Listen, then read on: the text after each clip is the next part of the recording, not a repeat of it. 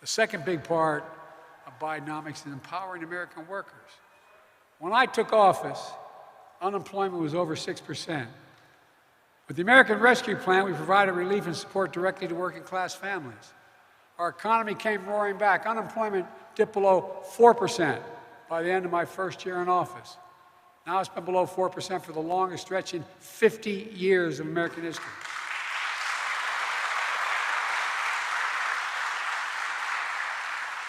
And I must admit I concentrated on it, but we've seen with the help of Jesse Jackson's legacy and a lot of other people here, we've seen record low unemployment for African Americans, record low unemployment for African Americans and Hispanic workers with disabilities.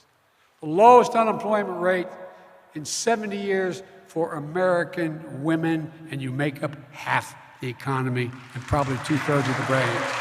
No, really, think about it.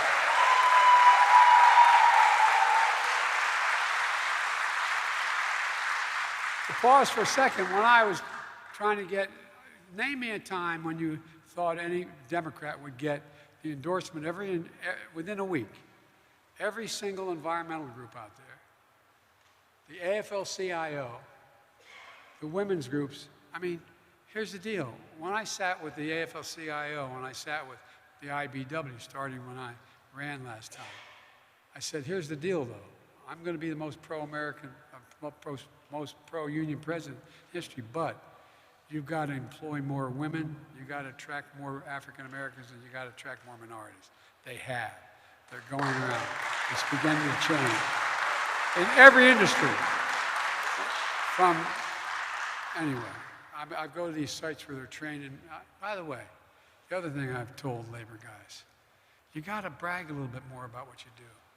You realize to get a license to be an electrician in this town or any other, you got to essentially go to 4 years of college. You have to go through an apprenticeship that takes you 4 years to 5, depending, or you can't get a job. You get paid a little bit, but you can't get your license to be an electrician, a labor electrician, until that happens. Look, pay for low-wage workers has grown at the fastest pace in over 2 decades. Full employment means workers, especially low-wage workers, having more bargaining power to demand good pay, to secure good jobs. And this is a thing that isn't consistent with whether people think that we're moving in the right direction.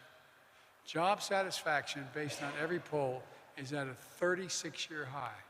More people are satisfied with their jobs than any time in 36 years. And the shame of working-age Americans in the workforce, the share of them, is the highest it's been in 20 years. Remember what they were saying? Biden policy isn't working. He's just paying people not to work, people on the sidelines. Well, guess what? Every single day in 4 years before I took office, you may remember, I took a lot of criticism in my presidency. Republicans charged me we're encouraging people to stay home, not work. Well, they were wrong. The evidence is clear. Americans are back to work who've been on the sidelines, and they want to come back. And we're going to continue this progress and make sure every American has the training and education to participate in this new economy.